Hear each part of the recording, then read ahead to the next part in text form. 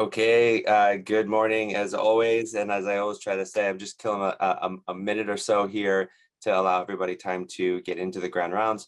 Thank you for being with us as we continue another really great presentation with one of our own this morning. Dr. Alexander will be presenting on a really important topic. So again, thank you for everybody who's joining today.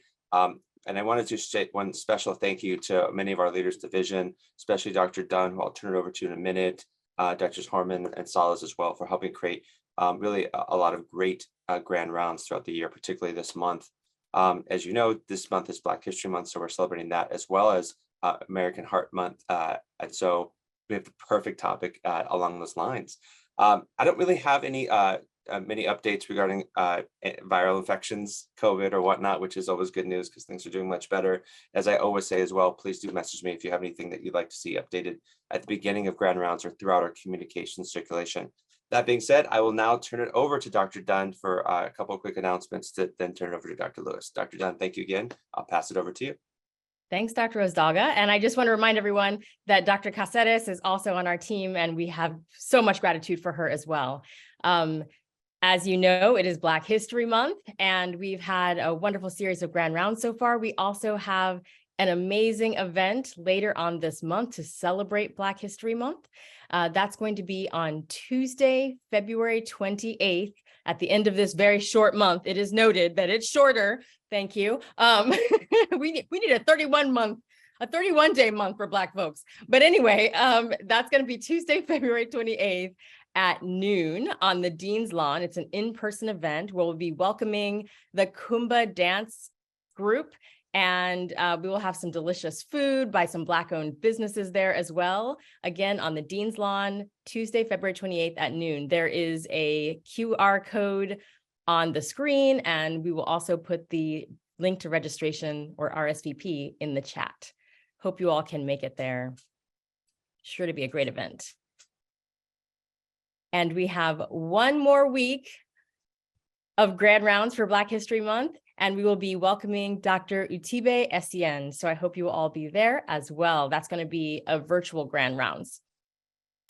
Okay, now it gives me great pleasure to announce our very own Chief of Cardiovascular Medicine Division, Dr. Eldrin Lewis, who is going to be announcing our speaker. Welcome, Dr. Lewis, and thank you. Well, thank you, Dr. Dunn, and I really appreciate that. And I have to say that I'm excited to have the opportunity to introduce one of our incredibly bright faculty, Dr. Alexander. So Kevin Alexander is an advanced heart failure and transplant cardiologist and a member of the Stanford Amyloid Center as well. He received his BS degree in molecular biophysics and biochemistry at Yale University, and then went to University of Pennsylvania, where he completed his MD. Afterwards, he did his internal medicine residency training at Johns Hopkins Hospital and cardiology fellowship at Brigham and Women's Hospital, where I had an opportunity to meet him and work with him in the beginning. He then completed an advanced heart failure fellowship at Stanford Hospital at Stanford University, and joined initially as an instructor, and now he's an assistant professor of medicine in the University of Medical line. His clinical and research interests include cardiac amyloidosis, heart failure, and heart transplantation. His primary interest lies in cardiac amyloidosis, and particularly understanding the molecular determinants of TTR amyloid cardiomyopathy, both to improve diagnosis as well as to come up with novel treatments. He's co-authored many publications in amyloid and has received research grants from the NIH and the American Heart Association, and is just a rising star. And he's going to talk to us today about cardiac amyloidosis, an underdiagnosed, not rare disease. Thanks and welcome, Kevin. Great. Thank you for the kind words, Eldrin, and really excited to be able to present today. Let me share my screen here.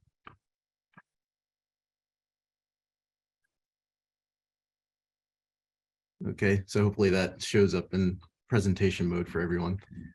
So yeah, like I said, I'm really excited to give this talk, particularly for Black History Month, which I think will be apparent in subsequent slides. And this is a a focus that's near and dear to me for many years now from a clinical and research standpoint.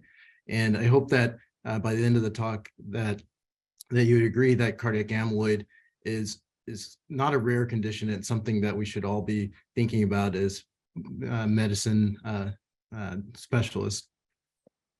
These are my disclosures. So what is amyloidosis? It refers to a disease process where you have normal proteins that through a variety of mechanisms start to break down. And when these breakdown products can form aggregates that ultimately lead to elongated protein fibrils called amyloid. And these are very rigid, insoluble, tough to get rid of.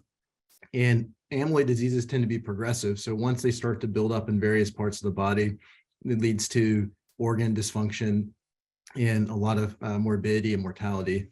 In particular, amyloid diseases that affect the heart have quite a significance in terms of outcomes. And how does cardiac amyloid affect the heart? It leads to progressive biventricular and atrial thickening. And so clinically, how that manifests are a variety of arrhythmias. Oftentimes atrial arrhythmias are common, such as atrial fibrillation. You get progressive restrictive cardiomyopathy, leading to diastolic dysfunction and in some cases systolic dysfunction. And I think notably that a lot of the therapies that we have to treat heart failure in general can either not be effective for this type of cardiac heart failure, but also patients can oftentimes have intolerance to things like beta blockers and angiotensin receptor blockers, which can make it challenging to manage their heart failure. So these are the main subtypes of cardiac amyloidosis, and we'll spend time going through each of these clinical entities, particularly more time on the latter two. So the first shown here is light chain amyloidosis, and this is caused by breakdown of immunoglobulin light chain, so a fragment of antibodies produced by plasma cells. And these can deposit in a variety of organs, not just the heart. And you want to highlight the systemic nature of this condition as it leads to a lot of challenges in management. The other type of amyloid is caused by breakdown of a protein called transthyretin, or TTR for short. And this is a protein that's produced by the liver and has a role in transporting vitamin A and thyroid hormone throughout the body. There's two subtypes of this disease that we'll go into. When a normal copy of the protein misfolds, that's called wild type ATTR, and that's typically seen in older individuals and is a common, is an important cause of heart failure with preserved ejection fraction. The other type is due to a point mutation in the TTR protein, and that leads to a hereditary form of this disease that has an autosomal dominant inheritance pattern with incomplete penetrance. And here there's a lot more heterogeneity in terms of how this disease manifests, with some people having more cardiomyopathy and others having more of a neuropathy phenotype and everything in between in terms of a mixture of both. So I'd like to talk first about light chain amyloidosis and talk a little bit about the pathophysiology and what we have currently in terms of treatment. So as I mentioned, immunoglobulin light chains are produced by plasma cells. And when you have production of a light chain that has propensity for forming amyloid, you can have breakdown of these amyloid, of these light chains that start to misfold. And these misfolded light chains can start to aggregate and form oligomers. These oligomers can then lead to highly beta-pleated rich structures that have a propensity to elongate into amyloid fibrils. And these can deposit in a variety of tissues, with the heart and kidneys and peripheral nervous system being the most common. But as you can see on the right, that virtually any organ can be affected by this. And every patient's different in terms of the pattern of organ involvement. We don't have a great idea of what causes this tissue tropism, and is an area of active research for one of my colleagues, Rongli Liao.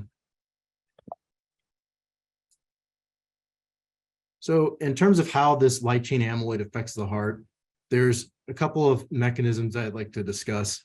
First is the classic theory for how amyloid affects people in this condition. So you have increased circulating light chains that lead to aggregation and development of amyloid fibrils in the myocardium. And this leads to gradual stiffness and diastolic dysfunction over time. And once there's enough adverse remodeling, this leads to heart failure and arrhythmia. And as a progressive condition, if left untreated, this leads to death ultimately.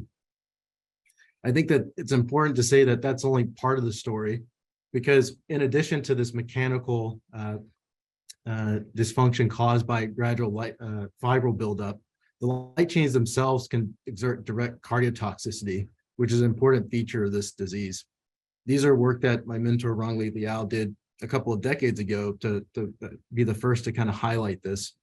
So she took light chains derived from patient urine and using an ex vivo perfused heart model, introduced these light chains to mouse hearts and looked at cardiac function over time.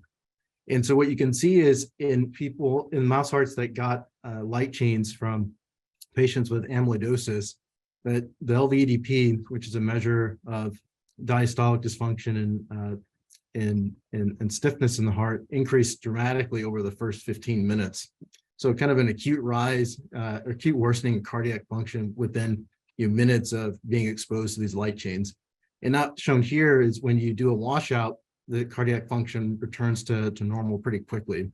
And so this is in contrast to hearts that were exposed to other light chains from patients with myeloma or other non-cardiac amyloid patients. And you can see that cardiac function didn't change. So we wouldn't expect that amyloid fibril deposition would lead to cardiac dysfunction like this that happens abruptly, quickly, and then is also very reversible. So that suggests that there's some direct toxicity of these light chain amyloid precursors themselves. Furthermore, molecular studies from Dr. Liao's lab and others showed that these light chain amyloid precursors can cause impaired autophagy, lead to mitochondrial damage and release of reactive oxygen species, which further elaborates on some of the mechanisms involved with this light chain amyloid disease. We're fortunate that effective therapies for light chain amyloid have emerged over time. And most of these therapies target the plasma cells or the source of light chain production. And I want to highlight daratumumab here, which is currently the only FDA approved drug for this specific indication. And this has been very highly effective in lowering plasma cell burden and light chain production in many patients with AL amyloidosis and is first line, and also is well tolerated in most cases. Importantly, when treating AL amyloidosis, early accurate diagnosis is crucial. And this is to avoid significant deposition of amyloid fibrils in the heart, and also to try to reverse that light chain toxicity that I showed. And so time is of the essence when dealing with this disease. And these are some observational data to drive home that point. This is retrospective data from Cleveland Clinic looking at their AL cardiac amyloid outcomes. And so you can see in patients in the blue here that got standard of care chemotherapy at that time, which was bortezomib-based chemotherapy, that the median survival is measured in years now, which is remarkable for this deadly disease. But importantly, if you look at patients who didn't get treatment, the median survival is on the order of 4 to 6 months. And so if you think about the time of diagnosis and referral to a specialized center, that can often eat into that time window. And unfortunately, folks like Dr. Otalis, myself, Dr. Leakey, see many patients that have had AL amyloid for months, and that's led to can lead to worse outcomes if not caught quickly. So I want to spend the majority of the talk talking about transthyretin amyloidosis, and the reason being this is very evident that it's the much more common form of disease, and one I would argue that many of us, regardless of medicine specialty, will encounter these types of patients in some shape or form. So I tongue-in-cheek would say that transthyretin cardiac amyloidosis, or HTTR, is a common rare disease. And why do I say that? there's been a lot of observational studies to suggest that this is quite a prevalent condition. If you look at studies of patients with heart failure with preserved ejection fraction, middle-aged and elderly patients, ATTR cardiac amyloidosis comprises anywhere from 13 to 19% of patients, so roughly 1 in 6 patients. And if you think about heart failure with preserved ejection fraction being about 50% of the overall heart failure population, we're talking big numbers there. There's been observations that in patients with aortic stenosis, particularly low flow, low gradient aortic stenosis, that many of these patients have concomitant ATTR amyloid. And this was shown nicely in data from a Columbia series in a TAVR study, as well as some data from France that also corroborated that. We, as heart failure cardiologists, we often get referrals for hypertrophic cardiomyopathy, another common type of cardiomyopathy. And about 5% of patients can be misdiagnosed. Of these patients could actually have ATTR amyloid instead of hypertrophic cardiomyopathy.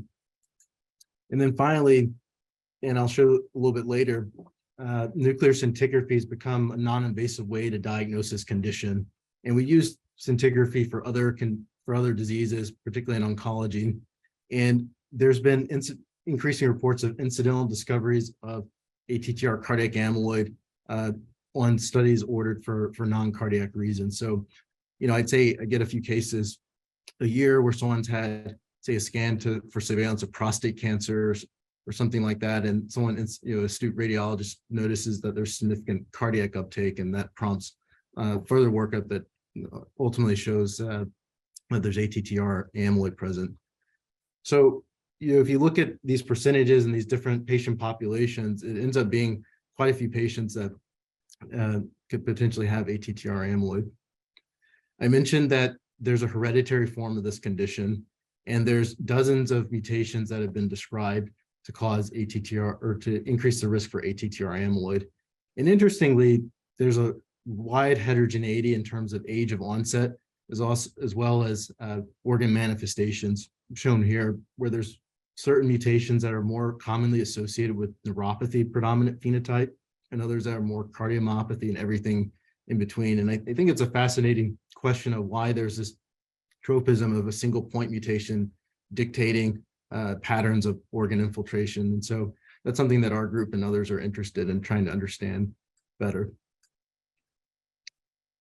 I would contend that ATTR amyloid is an under-recognized disease, and there's data from a number of groups that have suggested that. This is a study that we did a few years ago, where we utilized death certificate information from the CDC Wonder database to query the reported amyloidosis mortality over geography, time, and by race and gender. And so what we're able to show from the geographic data was that the reported amyloidosis mortality was very heterogeneous across the country. So as you can see in this heat map, areas in red had much higher reported amyloidosis mortality compared to the areas in light blue. And so kind of interesting pattern of higher reported mortality in the upper Midwest as well as the Northeast. And so, that raised two possibilities to us. One would be that there's some environmental factors that lead to an increased prevalence of amyloidosis in these areas, or more likely, we thought, was that this was reflective of the inherent ascertainment bias in death certificate data. So in order for amyloidosis to make it onto the death certificate, the pronouncing physician would have to think or be aware of amyloidosis as the potential cause. And so if you're not thinking about amyloid, it would never make it onto the death certificate. And so what supported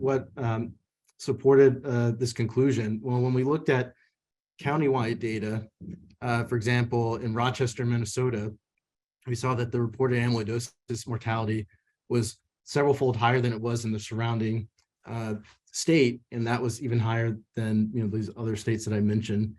And so what do we know from Rochester, Minnesota? Well, that's where the Mayo Clinic is, and that's one of the oldest amyloidosis centers in the country. They've had a program for almost 70 years now.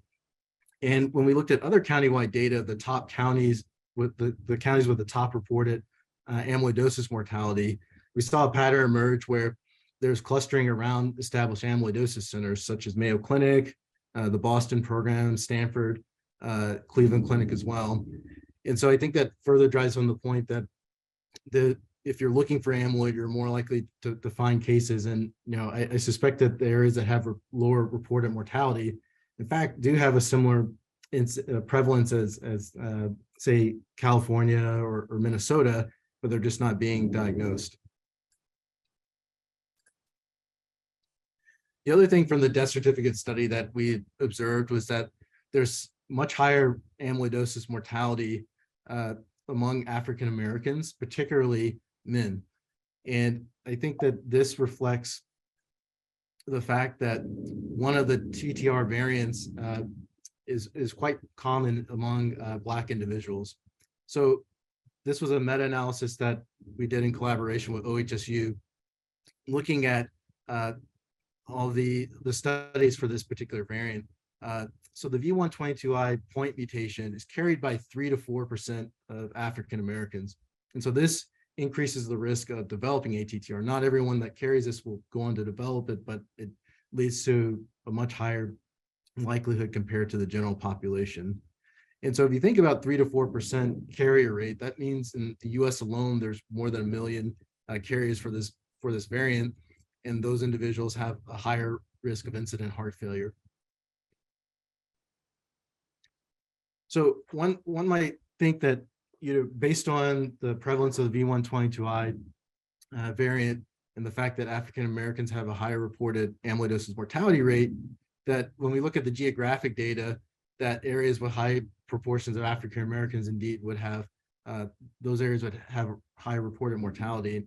In fact, we saw the opposite pattern. So if you look at the Southeast, such as Alabama, which is my home state, those areas in fact had the lowest reported amyloidosis mortality. So I think the things that we took away from this study were, number one, that there's a lot of variability in terms of diagnosis rate of amyloid, and proximity to an amyloid center makes it more likely that you'll be diagnosed with accurately diagnosed with ATTR. The second thing is that there's a significant underdiagnosis, in particular among African Americans, for this disease. And so I think a very salient point, as we in Black History Month, this is a significant disparity for heart failure among African Americans that we need further studies to address. So to take all those data together, I would posit that amyloidosis is not so rare, that if we think about the numbers of US cases for each of these entities, it would be these rough numbers shown here. So light chain amyloid is a somewhat rare entity, and I'd say there's probably a few thousand cases in the US. If we look at hereditary ATTR, it's probably in the tens of thousands, and mostly driven by the V122I variant in particular in this country. And for wild type ATTR, so this is a condition that 1 in 6 HFpEF patients could fall into, as well as low flow, low gradient aortic stenosis. And the cases in the US probably fall in the 100,000, 200,000 range. So I think with those numbers, in total, this is certainly not a rare disease, certainly not common like hypertension or coronary artery disease, but something that we'll see in our clinical practice in some form or other, and should be something that we're thinking about when we see our patients. So I'd like to talk a little bit, review the diagnosis of cardiac amyloid. And some of these things have been well established, and other are new diagnostic tools that we have in the field. So oftentimes the initial suspicion raised for cardiac amyloidosis come from routine cardiac tests. So from ECG, you might classically see low voltage. However, you might see normal voltages, but in the setting of someone that has significant LVH. And so that mismatch of normal voltage but to high, but LVH on imaging could be suggestive of an infiltrative cardiomyopathy. You can see pseudo-infarct patterns in absence of coronary disease, and of course, arrhythmias. Oftentimes, non-specific cardiac biomarkers like NT-proBNP and troponin are elevated as well. If we look at non-invasive imaging, echocardiography with strain imaging, cardiac MRI can be very helpful. It can give us morphologic data, so signs of ventricular hypertrophy, enlargement of the atria, diastolic dysfunction. And on MRI, we can get further tissue characterization with diffuse late gadolinium enhancement or abnormal T1 mapping suggestive of that there's some other substance inside the myocardium, not just heart muscle. And so that can be a clue of cardiac amyloid.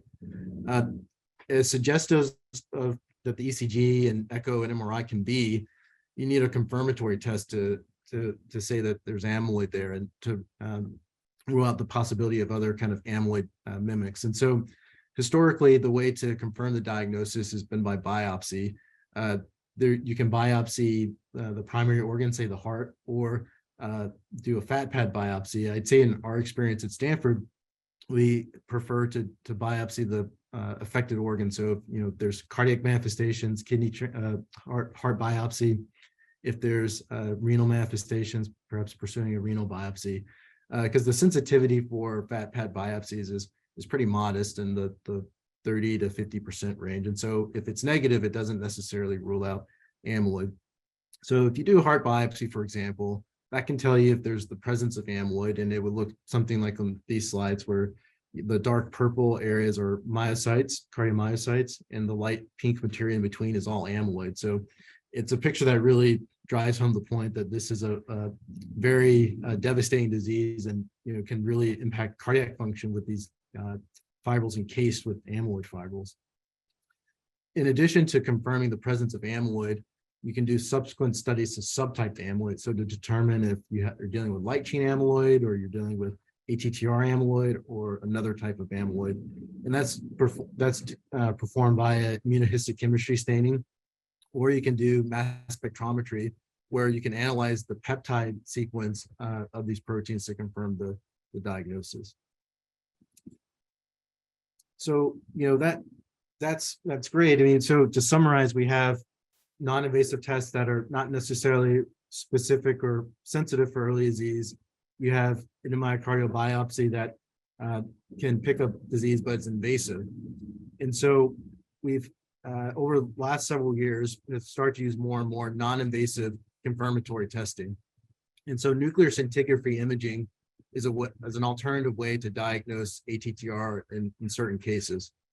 So the landmark study to validate this really came from a multi-center collaboration for amyloid centers in the UK and the US, looking at technetium-based nuclear scintigraphy. So the idea here is you inject a radioactive tracer and you take images 1 to 3 hours after the injection. And in individuals with ATTR, you'll see retention of that nuclear tracer in the heart, which can be quantified and visually measured. And so that diagnostic modality has a high sensitivity, near 100%. And in the initial study, the specificity was roughly 86%. And that's because occasionally you can have false positives from light chain amyloid. So in order to address this, if you screen for monoclonal gammopathy using serum and urine electrophoresis with immunofixation and measuring serum-free light chains, if those tests are negative, that effectively rules out the possibility of light chain amyloid, and then you can interpret a positive scintigraphy scan as being ATTR. And so, Ron and I emphasize this a lot, and as well as other amyloid specialists, that it's imperative to rule out the monoclonal gammopathy, and that testing should be done either upstream of ordering this test or in parallel, because you don't want to be in a situation where you interpret a positive pyrophosphate scan as being ATTR when in fact it's light chain amyloid. Because as I showed earlier, the implications of a misdiagnosis or delay in treatment for AL amyloid can have significant implications.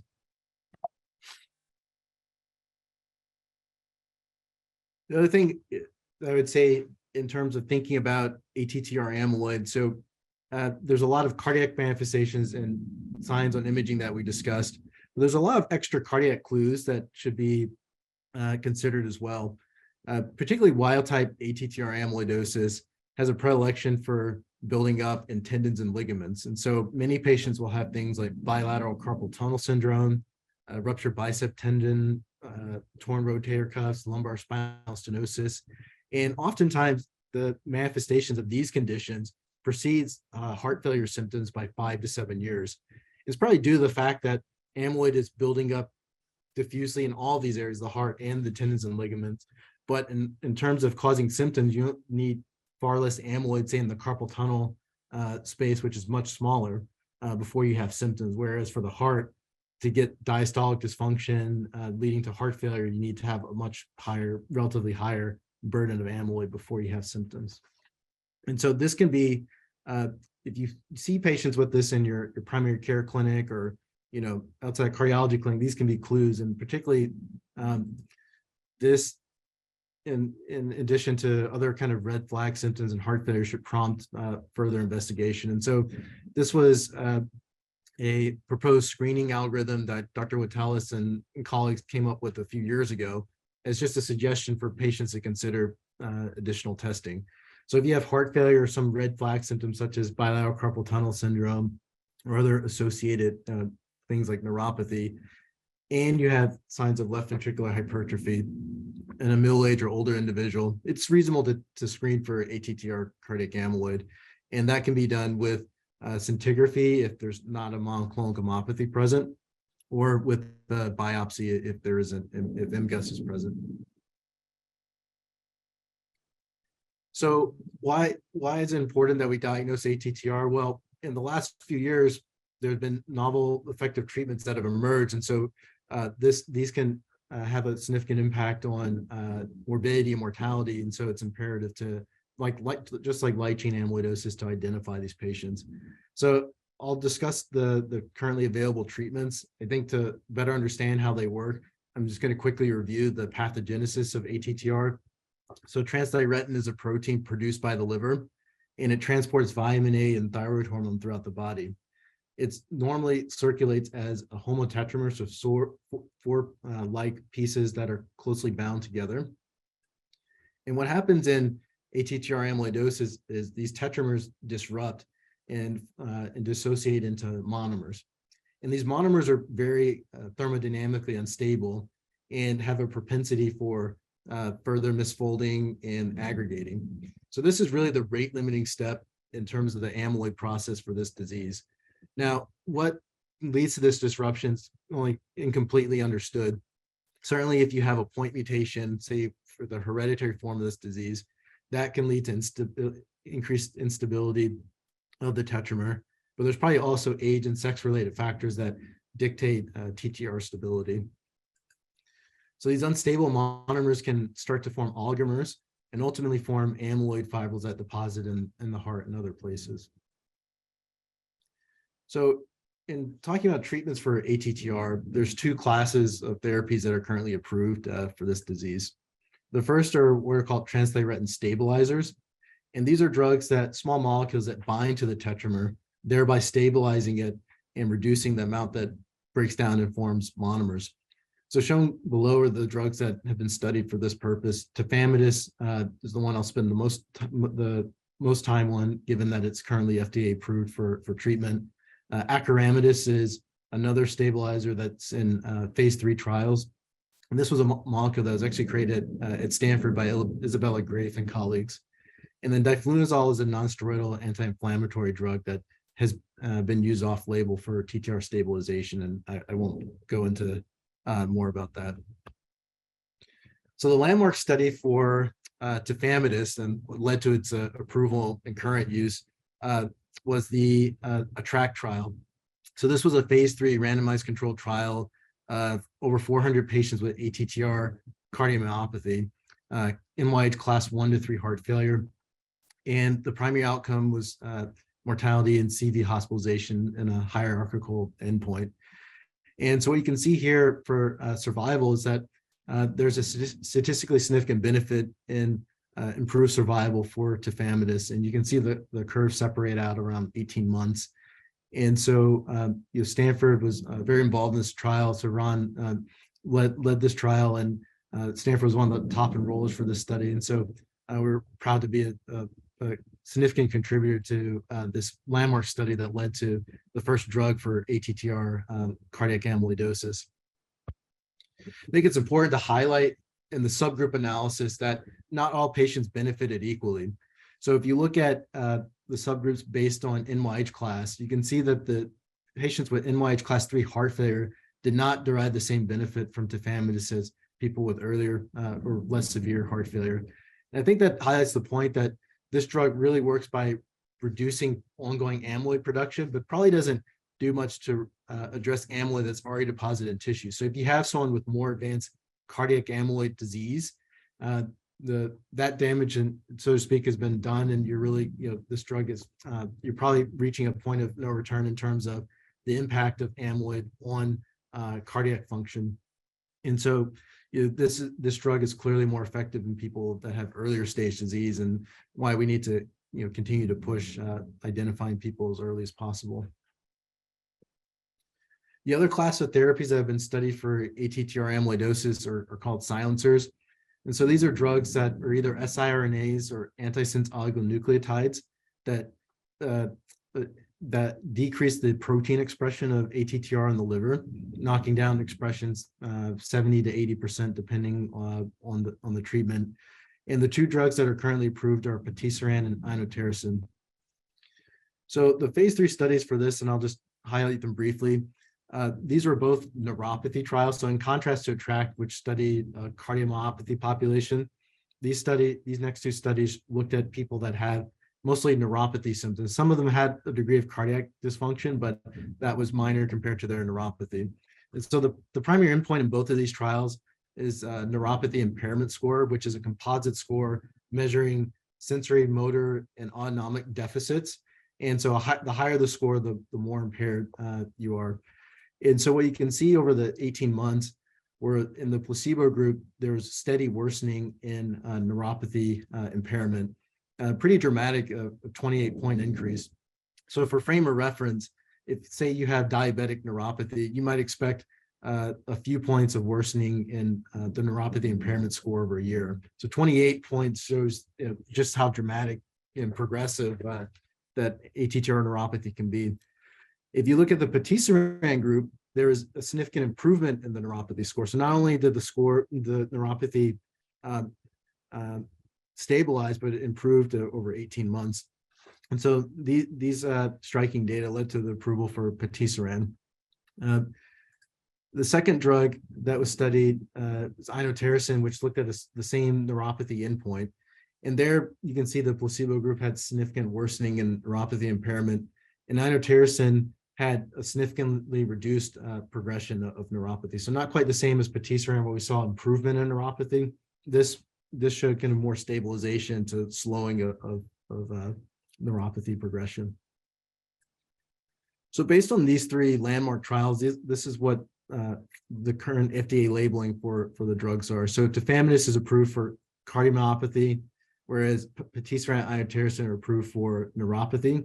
And if you're a hereditary patient that has a combination of neuropathy and cardiomyopathy, then any of the three drugs could potentially be used. This remains a very active area of investigation for clinical trials. So there's a number of phase 3 studies that are ongoing. One's looking at acoramidis, so another stabilizer.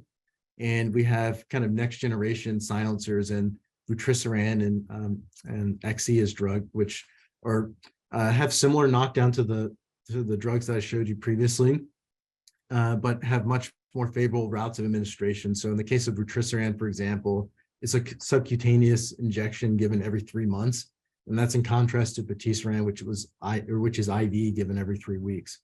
These are both cardiomyopathy trials, so it will give us some of our first kind of data and specific for silencers in a cardiac population. And at Stanford, we're participating in both the Helios B and Cardiotransform trials.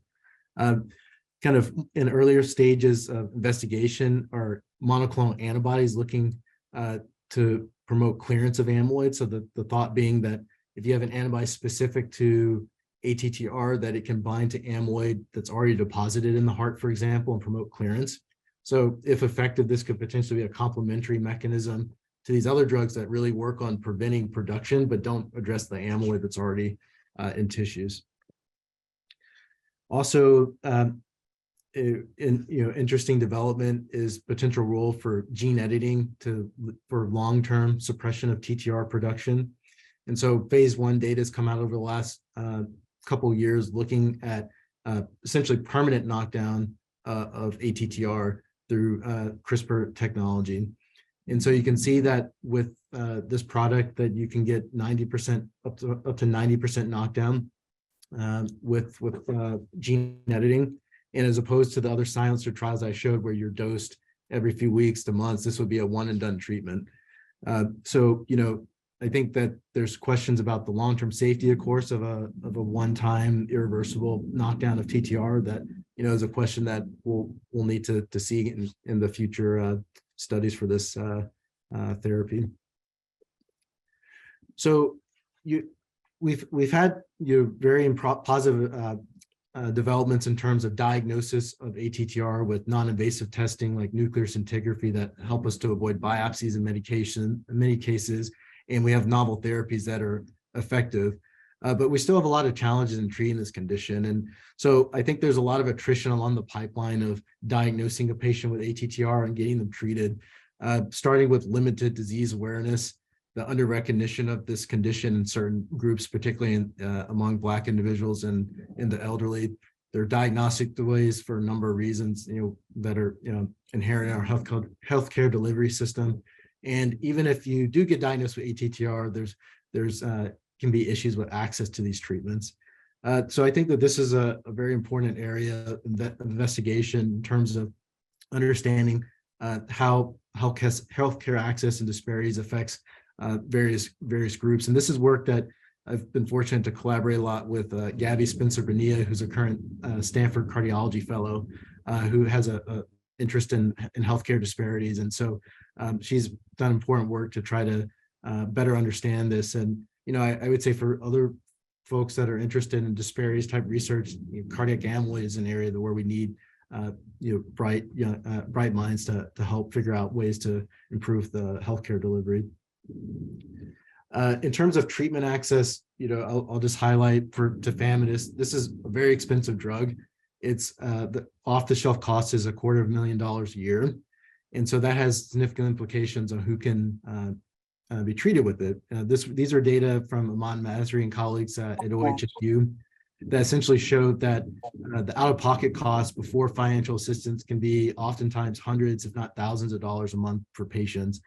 Fortunately, many patients can get financial assistance through either the company, Pfizer's Patient Assistance Program or through philanthropic foundations. But for a drug that confers a mortality benefit for cardiac amyloid, ideally we want everyone to have access to this, and that's unfortunately not the case as of 2023. In terms of research, in addition to clinical trials and disparities work, our group is also interested in improving the non-invasive diagnosis of this condition. So, a lot of our tests like the scintigraphy, MRI, and echo diagnose people when they have significant amyloid in the heart. But what about identifying people that are starting to break down this protein before they've had significant deposition in the heart and other places? And I think to do that, we need to have better biomarkers, perhaps blood-based biomarkers to address this. And so our lab collaborates with a number of basic scientists at Stanford to do molecular profiling cardiac amyloid, so doing metabolomics, RNA-seq, to understand what the early molecular changes are when in individuals that go on to form amyloid in the heart. And so hopefully we can identify novel mechanisms for new treatments, but also to identify biomarkers that can diagnose this condition earlier. So in summary, ATTR amyloid is significantly underdiagnosed among Black and elderly individuals. The treatments for both AL and ATTR are most effective in early stage disease. And so it's imperative to find ways to recognize this condition earlier and to minimize diagnostic delays. And so with that, there's a lot of work to be done to improve the barriers to the existing barriers to help with outcomes. So I'd like to thank my colleagues in the Stanford Amyloid Center, that a large multidisciplinary team that brings a lot of different areas of expertise to help tackle this challenging disease. So thanks for your attention, and happy to answer any questions. Thank you very much, Dr. Alexander. And I have to say, this has been an amazing talk. There are a lot of questions already in the Q&A, and please keep them coming. So thank you for your work, your efforts, and really, as we've talked about, I'll start with the concern that of the underdiagnosis, and there seems to be a discrepancy or disparity even in the diagnosis. And the first, this dovetails with the first question about kind of why is it that there's an underdiagnosis in the South. You know, if you can address that first, and then I'll ask my question as a follow-up to that one. Yeah, so I mean, I would say two things. So I think that the amyloidosis centers, kind of the established amyloidosis centers, have really clustered or coastal. And so there have been a lot, I think, in recent years, development of amyloid centers in the South, you know, for example, at Emory and MUSC. But I think they're, you know, those are, you know, much younger programs. The other thing that when I talk to colleagues in the South, I think, is the structure of just how referral. So I think, you know, say here in California, we have large academic centers that are referral hubs for advanced heart failure and other cardiomyopathies. And so we often get patients not just with amyloid, but other cardiomyopathies. Whereas the Southeast, there's fewer academic centers and more private practice-based healthcare systems. And I think, you know, diagnosing patients and that model is just going to be inherently different. The other thing is, I think some of the barriers that lead to Black individuals not having, you know, the same access to healthcare in many instances is an issue, not only for amyloid, but, you know, in general for heart failure and cardiovascular disease. So I think it's kind of, you know, a microcosm of some of the barriers that exist for cardiovascular care in general in the South. Oh, perfect. Thank you. And in follow up to that, the modalities that are necessary, you know, pyrophosphate scans, MR, biopsies, may not be available in certain resource poor institutions. So what work is being done to come up with cost-effective biomarkers, or even coming up using AI to identify some kind of markers on echo, for instance, that could be widely applied in resource poor sections of the country? Yeah, I think that's a great question. I do think that that is a challenge in terms of, say, the expertise and resources for scintigraphy aren't uniformly available, as you highlight, Eldrin. And a lot of patients do get things like ECGs and echoes. And so how do we leverage that existing data to identify people? I think that machine learning AI can have an important role. And there's a number of groups that have been looking into this. You know, David Oyang, when he was here, and, you know, now at Cedars, has done terrific work looking at machine learning, develop protocols to identify cardiac amyloid, distinguish it from other types of cardiomyopathies. So I think that there's great work on the research side, and so that continues to develop. And then we definitely need more work to implement these findings into large healthcare systems, which should be feasible. And I think it will be important for bringing access to low resource areas, like you said. Perfect.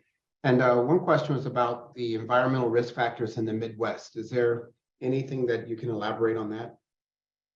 It's a good question. The short answer is I don't know. I think that with amyloid, there's genetic risk factors, but there's other inputs that can promote amyloid formation. So what those are still poorly understood, and we need more studies.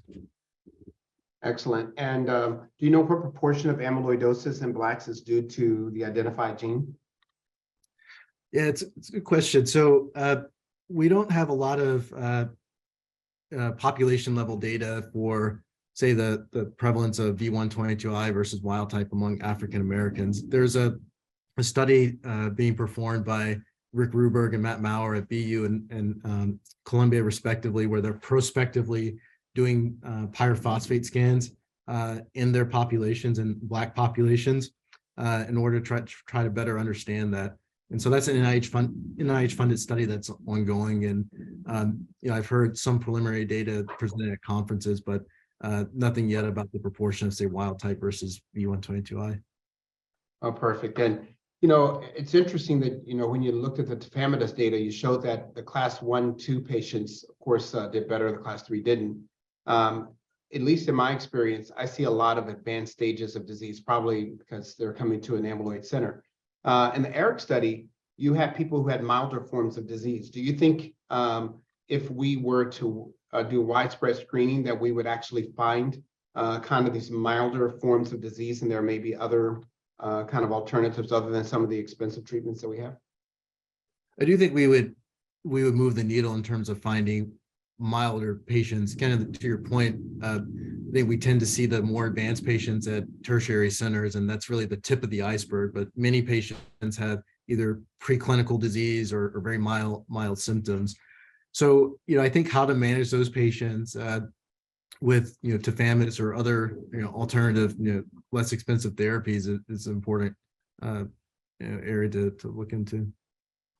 Excellent. And there's a question about when will there be the NTLA 2001 data that suggests that the drug may be approvable, so safety, duration of effect, et cetera.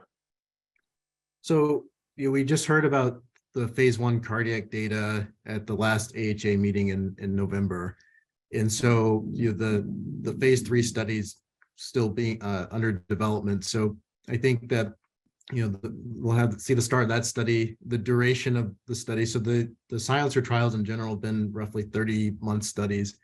So perhaps we'll see a similar design for this, but I think the big question will be what the long-term safety is and how far out do you have to look to see if make sure there's no untoward effects of gene editing. What that length of time will be, is to be determined. But I think that'll be one difference, say, for this therapeutic class compared to some, the silencers or stabilizers, going to be a longer window to monitor for safety. Excellent. And why are beta blockers and ACE inhibitors ineffective? That was another question. So I guess I'd say two things. First is they can be used in people, say that particularly if they have milder disease, but for folks that have more advanced restrictive cardiomyopathy, the two things that dictate cardiac output are heart rate and stroke volume. And so if you have significant restriction, your stroke volume is very fixed. And so you're more heart rate dependent to augment your cardiac output. And so beta blockers can put a big limiter on that. For things like ARBs and other vasodilating drugs, many patients can, by similar mechanism, those can just cause wider blood pressure fluctuations. And in addition, some of these patients have concomitant dysautonomia due to neuropathy from HTTR, so that can exacerbate that. So it's not that you can't use them, but oftentimes patients can have intolerances to them. And I think just the biology of cardiac amyloid is different than, say, a lot of ischemic cardiomyopathy or other non-ischemic cardiomyopathies. And so when you have amyloid fibrils in between these cardiomyocytes, I think it just affects the biology of cardiac remodeling this disease. Perfect. And this question is a follow-up to mine. It was Dr. Mati specifically asking, are there specific sensitive immune biomarkers being studied to aid in the early diagnosis of amyloid? So I would say yes, our group is working on that. And I know there's other groups in Europe that also have a keen interest in this. So I would just say stay tuned for that. Perfect. And Vijay, Dr. Prayokoil asks, with the, wanted to thank you for looking at social determinants of health and ask if you collect exosome data on your cohort of patients at the center. Exosome data, you said? Right. Yeah. So we have a relatively small cohort. We want to expand that. I think we're fortunate here have a large patient population that we manage. So Dr. Witalis and I see hundreds of HTTR patients, and so we definitely want to leverage the experience we have with our patient population. Excellent. And Dr. Clark asks, Show asks, if a patient with clinical amyloid is found to have a causal genetic variant, is cascade screening performed for family members? And if someone without clinical disease is found to have a variant, what do you do with them? Yeah, great question. So in terms of cascade testing, it depends on, so I in general would recommend cascade testing. The question I think comes to a lot of times age. So let's say, I have a patient in their 70s that has a TTR variant, and I would recommend cascade testing for siblings and for children. I would have a little bit of an age cutoff from the children in terms of, if someone, say 20 or 30 years old, I would counsel them differently about genetic testing than say someone that's 50 or 60. So folks that are kind of closer to the potential age of onset for disease, I kind of advocate more strongly. But if you're 20, this is, for V122I, for example, affects people in their 50s, 60s, 70s. I think it'd be reasonable to, I think it's more shared decision making at the timing of genetic testing, because that has implications for things like life insurance and so forth. So, and for people that have a genetic variant but are asymptomatic and say have normal echo ECG, those people I'd follow longitudinally with just cardiac, kind of basic cardiac testing and biomarkers, and the interval for following them kind of depends on age. So as they get closer to the age of potentially developing amyloid, I'd follow them more closely than when they're younger. Perfect. And I follow up to that with from Suja Georgie is there a treatment for asymptomatic patients? As we do more genetic testing, if you're catching them early on, what do you do? Yeah, so I think that kind of gets to the question of, say, primary prevention in ATTR.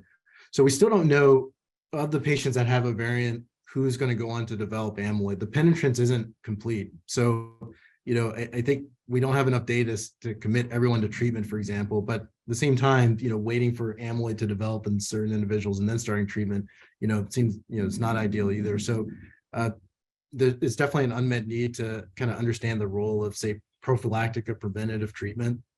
And, I think one of the challenges has been is just the relative numbers of patients, right? Compared to, say, coronary artery disease, where you can look at thousands of patients, ATTR, it's a little bit more challenging, but I think that it's an important question that we need to look into. Perfect. I know we're running out of time. We may have time for one more question. And so for primary care doctors, or providers, is there anything to pay attention to in echo reading to suspect cardiac amyloid? Yeah, I would say if someone has LVH, I think those individuals, I would kind of think about, are there other things like carpal tunnel syndrome, for example, that are present? Is it someone that doesn't really have a strong history of uncontrolled hypertension? I would have a low threshold if you have a middle-aged or elderly person that fits into that profile of referring to a cardiologist. I'd be happy to see those types of patients because, it's with screening, I think my amyloid clinic, for example, most of the patients that come to me with suspected amyloid go on to have amyloid. So that tells me that, we probably need to broaden our net to capture more people. And so if I had more negative pyrophosphate scans, that'd probably, I'd prefer to see that, because it'd be a sign that we're kind of thinking and looking more for this. Perfect. Well, thank you very much. Great answers to some really outstanding questions that are coming up. And I'm sorry I couldn't get to all of them. I'll turn it over to Dr. Harrington. Well, thanks, Eldrin. Well, Kevin, I just want to congratulate you. That was an amazing presentation that involved everything from, basic discovery science up through population level issues and policy issues around the social determinants of health. So kudos to you for pulling this all together. And for our audience, just know that this is the perfect example of clinician scientist here at Stanford, running a great research lab. And as you saw his comment at the end, hey, send me those patients. I'm happy to see them. So Kevin, kudos to you. Congratulations to this large group that you work with in the Amyloid Center. And thanks everybody for tuning in this week. The preceding program is copyrighted by the Board of Trustees of the Leland Stanford Junior University. please visit us at med.stanford.edu.